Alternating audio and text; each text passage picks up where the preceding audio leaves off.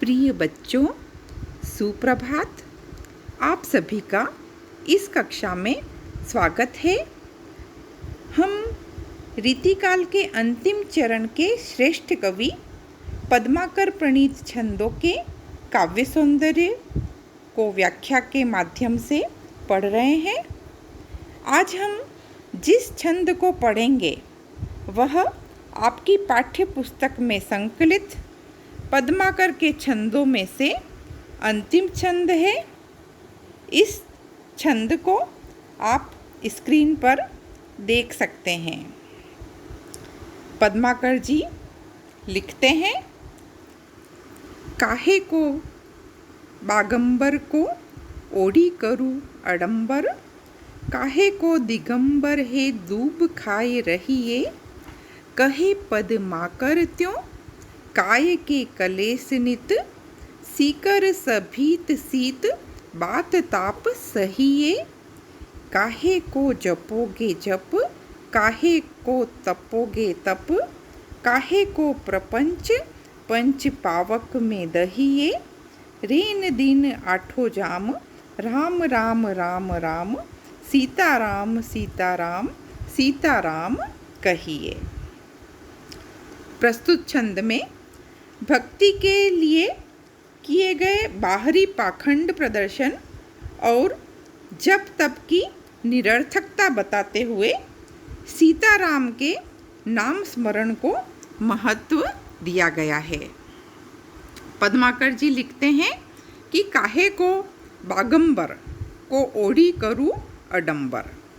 बागंबर जो बाघ की खाल से बना हुआ जो वस्त्र है उसे कहते हैं कि मनुष्य कभी कभी ईश्वर को प्रसन्न करने के लिए विविध तरीकों को अपनाता है और उसके लिए कभी वह बाघ की खाल से बने हुए वस्त्र को पहनता है।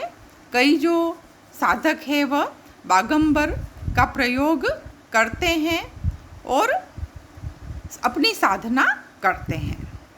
तो यहाँ पर जो बाहरी जो प्रदर्शन है ना, उसके समर्थक नहीं है पद्माकर, है ना, सहजता के समर्थक है वो। इसलिए वो कह रहे हैं कि यह वस्त्र पहन करके क्यों आडंबर करते हो, अर्थात इस प्रकार का जो आडंबर है, दिखावा है, वह व्यर्थ है। काहे को दिगंबर है दूब खाए रही है ना। कभी तो साधक कोई बागंबर पहनते हैं तो कभी दिगंबर ही हो जाते हैं। दिगंबर का तात्पर्य वस्त्र रहित, अर्थात कई जो मुनि हैं वह वस्त्र रहित होकर के भी साधना करते हैं, है ना। तो यहाँ पर ऐसे वस्त्र रहित होकर के जो कठिन साधना की जाती है और है ना, और जो केवल दूब खा करके साधना की जाती है, भूखे रह करके जो साधना की जाती है, उन सब की व्यर्थता यहाँ पर बताई गई है। कहे पद्माकर त्यों काय के कलेस नित, सीकर सभीत सीत बात ताप सही है।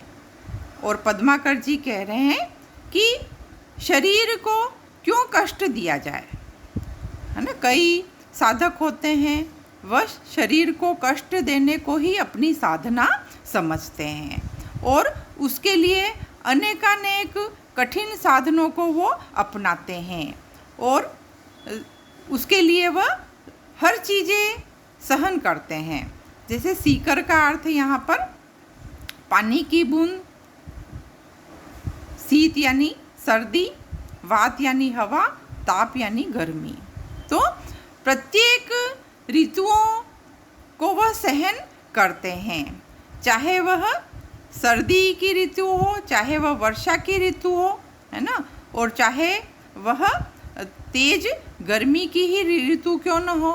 और सभी तरह से अपनी साधना में इन सबको सहन करके वो कठिन साधना करते हैं। काहे को जपोगे जप, काहे को तपो पे तप। और कई जो साधक है वह अपनी साधना के लिए जप करते हैं, और कई साधक जो है वह तप भी करते हैं, तपस्या भी करते हैं। तो पद्माकर जी कह रहे हैं कि जप और तप यह सभी भी क्या है कि व्यर्थ है, काहे को प्रपंच पंच पावक में दहिए। और कई साधक जो हैं वह तो 5 प्रकार की अग्नि जला करके उसमें भी साधना करते हैं। और एक पंचपावक का दूसरा अर्थ यह भी है कि जो भीतर की जो अंदर की जो काम क्रोध मोह मद लोभ आदि जो वासनाएं हैं उसमें भी जलते हैं। कई साधक जो है वो ऊपर से साधना करते हैं और भीतर उनके अंदर वासना की अग्नि जलती रहती है। तो कई साधक जो है वह 5 प्रकार की अग्नि को जला करके उसमें भी साधना करते हैं। रेन दिन आठों जाम राम राम राम राम। पद्माकर जी कहते हैं कि भक्ति का तो एक सहज मार्ग है कि यह सभी प्रदर्शन छोड़ करके रेन दिन अर्थात रात दिन, आठों जाम, आठों प्रहर और हर समय केवल हमें राम राम और सीता राम का ही स्मरण करना चाहिए। और केवल ऐसा करते रहने से ही हमें ईश्वर की प्राप्ति हो जाती है। अर्थात भक्ति मार्ग में व्यर्थ पाखंड जो है वह निरर्थक है और सहज जो भक्ति का मार्ग है नाम स्मरण, उसके माध्यम से भी ईश्वर की प्राप्ति जो है वह हो सकती है। अन्य अनेक कवियों ने भी नाम स्मरण को महत्व दिया है। इसके पहले आप जो भिखारी दास पढ़ चुके हैं उसमें भी उन्होंने राम के नाम को महत्व दिया था कि वो कहते हैं कि काम के तेज निकाम तय बिनु राम जपे बिसराम न पे है ना। और एक अन्य जगह पर वह यह भी कहते हैं कि दारिद गाली जो दीनन पालीबो राम के नाम है काम तिहारो। तो इस तरह वह भी राम के नाम को महत्ता देते हैं। इसमें वही पूरे छंद में अनुप्रासिकता है और संस्कृत के तत्सम शब्द भी प्रयुक्त हुए हैं। सीकर सबीत सीत में प्रत्युनुप्रास अलंकार है, सबीत सीत में अंत्यानुप्रास अलंकार भी है और साहित्यिक ब्रज भाषा का प्रयोग किया गया है। कवित्त छंद है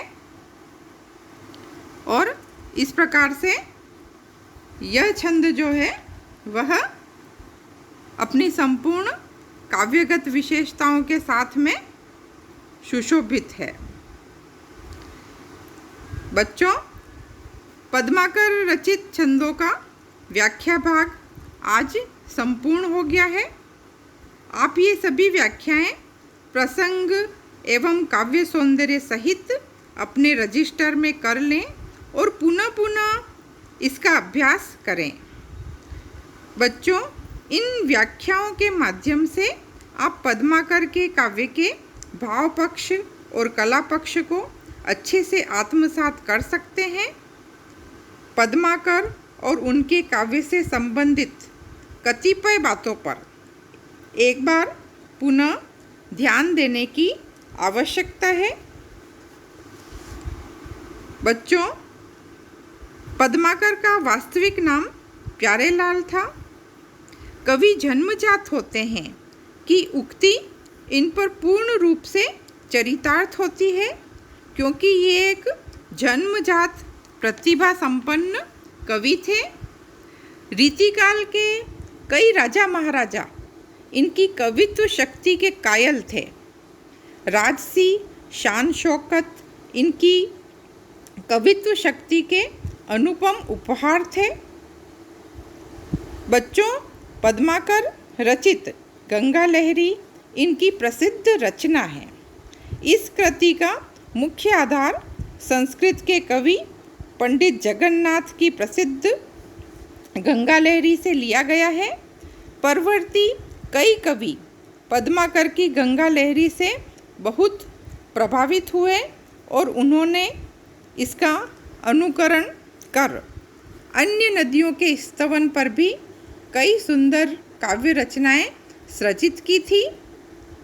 जैसे कि ग्वाल कवि ने यमुना लहरी लिखी तो लच्छी राम ने सरयू लहरी की रचना की।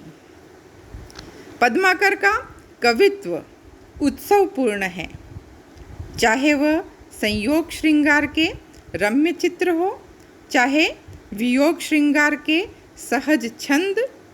उनकी उत्सवधर्मिता भाषा के प्रवाह में भी शब्द शब्द में झलकती है।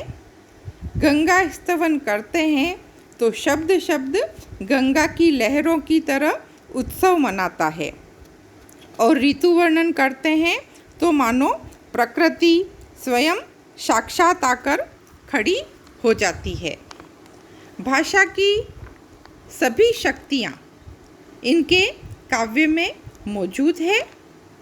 अनुप्रासों की झंकारों से सजी इनकी कविता भावों और मधुर कल्पना में मानो विश्रांति दिलाती है। इसीलिए रमणीयता और सर्वप्रियता की दृष्टि से इनकी समानता बिहारी से की जाती है। धन्यवाद।